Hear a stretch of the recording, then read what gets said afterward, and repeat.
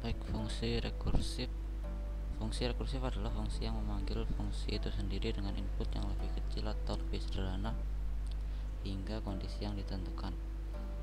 Algoritma rekursif memiliki konsep menyelesaikan masalah dengan memecah masalah tersebut hingga bagian yang sudah diketahui solusinya, lalu menggabungkan atau mengoperasikannya hingga membentuk solusi secara keseluruhan masalah. Contoh penerapan fungsi rekursif misalnya adalah fungsi faktorial seperti pada gambar. Jadi faktorial 5 terdiri dari 5 dikalikan faktorial 4 terdiri dari 4 dikalikan faktorial 3 dan seterusnya hingga ke yang paling kecil yaitu 1. Contoh lain misalnya adalah bilangan Fibonacci. Jadi umumnya komponen yang harus ada dalam fungsi rekursif adalah stopping condition, misalnya if, yang berisi kondisi yang paling kecil dari masalah tersebut, serta pemanggilan fungsi itu sendiri namun dengan menggunakan parameter yang lebih kecil atau lebih sederhana.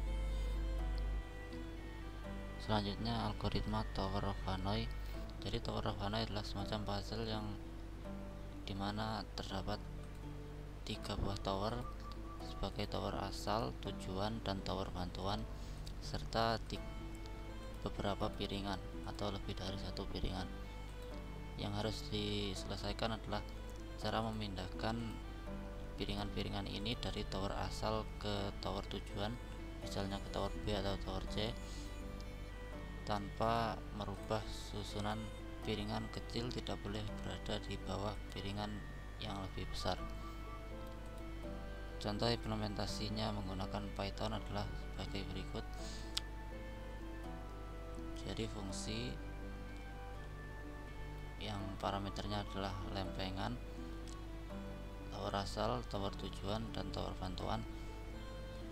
Stopping kondisinya adalah jika lempengannya sama dengan 1, maka memindahkan lempengan dari asal ke tujuan.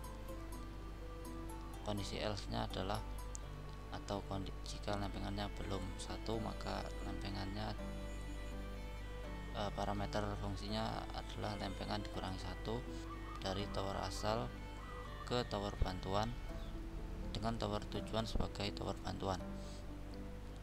Selanjutnya memanggil fungsi dengan parameter lempengan min 1 dari tower bantuan ke tower tujuan.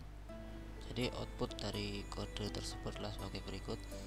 Jadi pertama memindahkan lempengan 1 dari tower A ke tower C. Jadi seperti ini. Selanjutnya lempengan 2 dari tower A ke tower B. Selanjutnya memindahkan lempengan 1 dari tower C ke tower B. Selanjutnya memindahkan lempengan ketiga dari tower A ke tower C. Selanjutnya memindahkan lempengan 1 dari tower B ke A.